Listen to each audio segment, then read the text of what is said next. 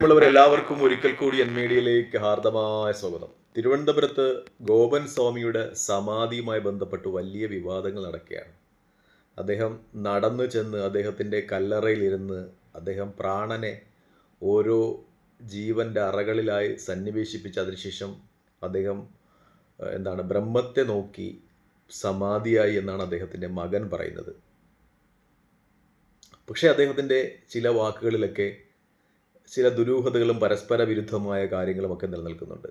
അദ്ദേഹം പറയുന്നത് അച്ഛൻ കുറേ നാളുകളായി ഷുഗർ രോഗിയായിരുന്നു, കൊളസ്ട്രോൾ ഉണ്ടായിരുന്നു. അദ്ദേഹം ഷുഗറുള്ള മരുന്നും ഇൻസുലിനുമൊക്കെ എടുത്തതിന് ശേഷമാണ് സമാധിയാകാൻ പോയതെന്നതാണ്.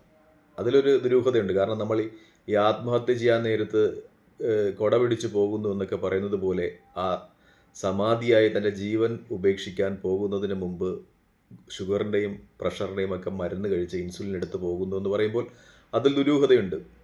അപ്പോൾ അതിനടുത്തുള്ള ആളുകളൊക്കെ അത് പ്രശ്നമാക്കുകയും അത് പോലീസ് കേസും പോലീസ് നടപടികളുമൊക്കെ ആയിട്ട് മുന്നോട്ട് പോവുകയൊക്കെ ചെയ്തു. അപ്പോൾ കുടുംബം പറയുന്നത് ഇതിന് കാരണം മരണപ്പെട്ട സമാധിയായി എന്നവർ പറയുന്ന ഗോപൻ സ്വാമി അടുത്ത് ഒരു ശിവൻ്റെ അമ്പലം സ്ഥാപിച്ചിട്ടുണ്ട്. ആ അമ്പലത്തിൻ്റെ അവകാശവുമായി ബന്ധപ്പെട്ട് നാട്ടുകാരും ഈ ഗോപൻ സ്വാമിയുടെ കുടുംബവുമായിട്ട് നടക്കുന്ന ചില പ്രശ്നങ്ങൾ, അതാണ് ഈ ഗോപൻ സ്വാമിയുടെ സമാധി അത് സമാധിയായതല്ല, അദ്ദേഹത്തെ വീട്ടുകാർ അപായപ്പെടുത്തിയത് എന്ന പേരിൽ അവിടുത്തെ നാട്ടുകാർ മുന്നോട്ട് വരികയും അവർ കുറച്ച് പ്രശ്നങ്ങളുമായിട്ടൊക്കെ നിയമ നടപടികളുമായിട്ടൊക്കെ മുന്നോട്ട് പോവുകയും അങ്ങനെ അദ്ദേഹത്തിൻ്റെ കല്ലറ തുറന്ന് പരിശോധിക്കുന്നതിനുള്ള നിയമ നടപടികളുമായിട്ട് പോലീസ് മുന്നോട്ട് പോവുകയും ചെയ്തു.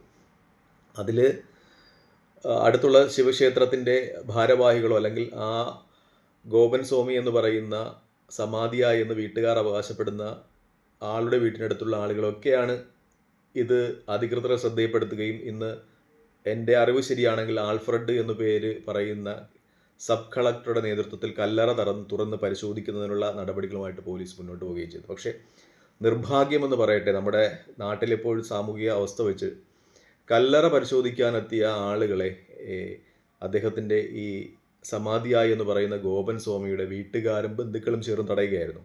അവർക്ക് ആ പ്രദേശത്തുള്ള പ്രാദേശിക VHP പ്രവർത്തകരുടെയൊക്കെ പിന്തുണ കിട്ടിയെന്ന് പറയുന്നു. വീഡിയോകളും അല്ലെങ്കിൽ മാധ്യമങ്ങളും വാർത്താ ചാനലുകളും ഒക്കെ അങ്ങനെയാണ് സൂചിപ്പിക്കുന്നത്. നമ്മുടെ നാട്ടിൽ ഒരു ചൊല്ലുണ്ട്, ഈ ക്രിസ്മസ് വന്നാലും ബക്രീദ് വന്നാലും ന്യൂ ഇയർ വന്നാലും കോഴിക്ക് കിടക്കപ്പുറതി ഇല്ല എന്ന് പറയുന്നത് പോലെ ഈ ഗോപൻ സ്വാമിയുടെ ബന്ധുക്കളും ആരോപിക്കുന്നത് മുസ്ലിം തീവ്രവാദികളുടെ പണിയാണെന്നാണ്. എന്ന് വെച്ചാൽ സമാധിയായി എന്ന് അവർ പറയുന്ന ഈ ഗോപൻ സ്വാമിയുടെ കല്ലറ തുറന്ന് പരിശോധിക്കുവാനുള്ള ശ്രമം മുസ്ലിം തീവ്രവാദികളുടെ ശ്രമമാണെന്ന് അവർ പറഞ്ഞുകൊണ്ടേയിരിക്കുകയാണ്. അത് വീഡിയോ നമ്മൾ എടുത്താൽ കാണാൻ പറ്റും. വാർത്താ ചാനലൊക്കെ അത് കാണിക്കുന്നുണ്ട്. ആ പ്രദേശത്ത് മുസ്ലിങ്ങളുണ്ടോ എന്ന് എനിക്കറിയില്ല. കാരണം ഇത് അമ്പലവുമായിട്ട് ബന്ധപ്പെട്ട പ്രശ്നങ്ങളാണ്. ഈ ഗോപൻ സ്വാമി ഉണ്ടാക്കിയ അമ്പലം, അത് അമ്പലം കമ്മിറ്റിക്ക് വേണമെന്ന് പറയുന്നു. ഗോപൻ സ്വാമിയുടെ വീട്ടുകാർക്ക് അത് വിട്ടുകൊടുക്കാൻ പ്രയാസമുണ്ടാകുന്നു. അതിൽ മുസ്ലിങ്ങളുടെ യാതൊരു സ്വാധീനം അല്ലെങ്കിൽ ഏതൊരു പങ്കുമില്ല. അല്ലെങ്കിൽ ആ പ്രദേശത്ത്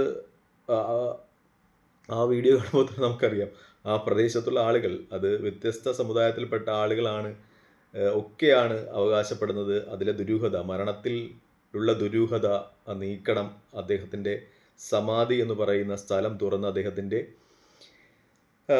ശരീരം പോസ്റ്റ്മോർട്ടത്തിന് വിധേയമാക്കണമെന്നൊക്കെ പറയുന്നത്. കാരണം അത് കേരളത്തിൻ്റെ അല്ലെങ്കിൽ ഇന്ത്യയുടെ നമ്മുടെ നാട്ടിൻ്റെ നിയമസംഹിത അങ്ങനെയാണ് അനുവർത്തിക്കേണ്ടത്. കാരണം ഏതെങ്കിലും ഒരു മതത്തിൻ്റെ അനുയായികൾ തങ്ങളുടെ അച്ഛൻ അമ്മ സമാധിയായെന്ന് പറഞ്ഞ് അത് സിമൻ്റ് ഇട്ട് മൂടി പോസ്റ്റർ മുട്ടിച്ച് നാട്ടുകാരെ അറിയിച്ചാൽ അത് നമ്മുടെ നാട്ടിലൊരു നിയമസംഹിതയല്ലേ, അത് അനുവർത്തിക്കുന്നതിന് നിയമങ്ങൾക്ക് എതിരല്ലേ. അപ്പോൾ അതിന് ഉറപ്പുവരുത്തിയിട്ടതുണ്ട്. അദ്ദേഹം സ്വാഭാവികമായി മരിച്ചതാണോ അല്ലെങ്കിൽ അദ്ദേഹത്തിൻ്റെ മരണത്തിൽ ആർക്കെങ്കിലും പങ്കുണ്ടോ എന്ന് ഇവിടുത്തെ നിയമസംഹിതയ്ക്ക് ഉറപ്പുവരുത്തേണ്ടതുണ്ട്. അതിൻ്റെ ഭാഗമായിട്ട് നാട്ടുകാർ പരാതിപ്പെട്ടപ്പോൾ നിയമസംഹിതകൾ ഇടപെട്ട് അവിടുത്തെ സബ് കളക്ടറൊക്കെ ഇടപെട്ട് ആ കല്ലറ തുറന്ന് പരിശോധിക്കാൻ പോകുമ്പോഴാണ് അവിടെ കൂടി നിന്ന് കുറേ ആൾക്കാരൊക്കെ വിളിച്ചു പറയുന്നത് ഇത് മുസ്ലിം തീവ്രവാദികളുടെ പണിയാണ്.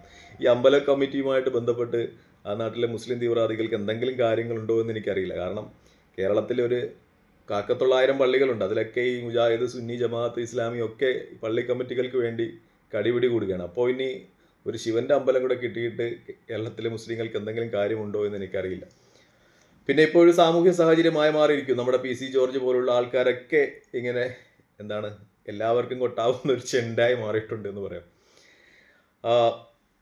എന്തായാലും എൻ്റെ ഒരു അഭിപ്രായത്തിൽ ഇത് പരിഹരിക്കേണ്ടത് ആവശ്യമാണ്, അത്യന്താപേക്ഷിതമാണ്. കാരണം ഇത് സമൂഹത്തിൽ ഒരു ദുരൂഹത നിലനിൽക്കുന്നുണ്ടെങ്കിൽ അത് ആർക്കെങ്കിലുമൊക്കെ പറഞ്ഞ്, ഇപ്പോൾ ഏതെങ്കിലും മതത്തിന് നാളെ ഇപ്പോൾ പള്ളിയിൽ ആരെങ്കിലുമൊക്കെ, മുസ്ലിം പള്ളിയിൽ ആരെങ്കിലുമൊക്കെ മരിച്ചിട്ട് അദ്ദേഹം ഔലിയ ആണെന്നും പറഞ്ഞ് കൊണ്ടടക്കാൻ പറ്റില്ല. അതുപോലെ ക്രിസ്ത്യൻ പള്ളിയിലും അങ്ങനെ കൊണ്ടുപോയി അടക്കാൻ പറ്റില്ല. കാരണം ഇവിടെ കുറേ നിയമസംഹിതകളൊക്കെ ഉണ്ട്. ദുരൂഹമായ സാഹചര്യത്തിൽ ആരെങ്കിലും മരണപ്പെട്ടാലോ ഒക്കെ അത് ആളുകൾ അറിയണം, അല്ലെങ്കിൽ അതുമായിട്ട് ബന്ധപ്പെട്ട നിയമ നടപടികൾ പൂർത്തീകരിച്ചതിന് ശേഷമേ സംസ്കരിക്കാനും ഒക്കെ പാടുള്ളൂ. അത് ഏതെങ്കിലും മതവുമായി ബന്ധപ്പെട്ടല്ല. അത് നമ്മുടെ നാട്ടിലെ സാമൂഹികമായ ഒരു കടമയാണ്, അല്ലെങ്കിൽ നമ്മുടെ നിയമം അനുശാസിക്കുന്ന ഒരു കർത്തവ്യമാണ്. അതിനും ഈ ജാതിയും മതവും വർണ്ണവും വർഗവുമൊക്കെ പറയുന്നത് എന്താണെന്ന് എനിക്കറിയില്ല.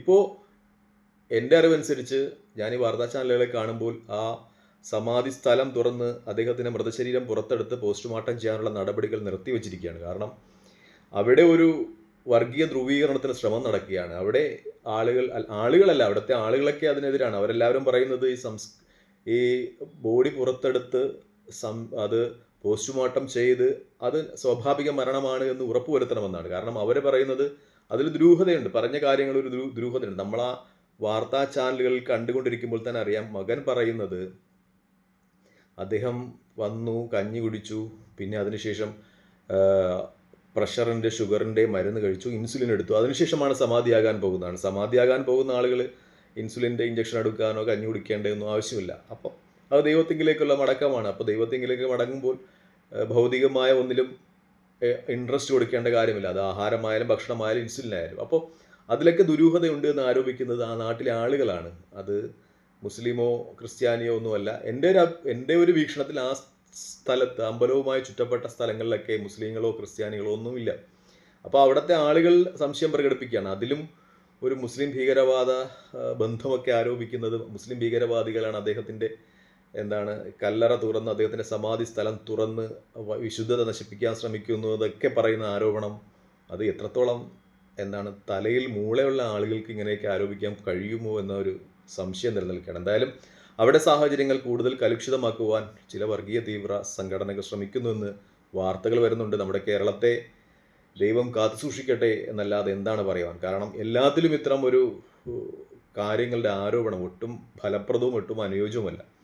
അതിൻ്റെ ദുരൂഹത മാറ്റുകേണ്ടത്, ആ സ്ഥലത്ത് ഗോപൻ സ്വാമി എന്ന് പറയുന്ന ആൾ മരണപ്പെട്ടത് അത് സ്വാഭാവികമാണ് എന്ന് ഉറപ്പാക്കേണ്ടത് ഒരു നിയമസംഹിതയുടെ കർത്തവ്യമാണ് എന്നൊരു യാഥാർത്ഥ്യം മനസ്സിലാക്കണം എന്നാണ് എനിക്ക് പറയാനുള്ളത്. അത് ഇങ്ങനെയൊക്കെ പോകുന്നതിൻ്റെ ഒരു അർത്ഥം എന്താണെന്ന് വെച്ചാൽ മനസ്സിലാകുന്നില്ല. നന്ദി, നമസ്കാരം ചെയ്യുന്നത് ഞാൻ വീഡിയോയുമായി തൽക്കാലം വിടവാങ്ങുകയാണ്. നമ്മുടെ നാട്ടിൽ എന്തൊക്കെയാണ് സംഭവിക്കുന്നതെന്ന് അറിയില്ല. ദൈവം നമ്മുടെ നാട്ടിനെ കാത്തുകൊള്ളട്ടെ എന്ന് പ്രാർത്ഥിച്ചുകൊണ്ട് തൽക്കാലം ഈ വീഡിയോയുമായി വിടവാങ്ങുന്നു. മറ്റൊരു വീഡിയോയുമായി കാണുന്നതുവരെ പ്രാർത്ഥന ഉൾപ്പെടുത്തുക. നന്ദി, നമസ്കാരം, ജയ് ഹിന്ദ്.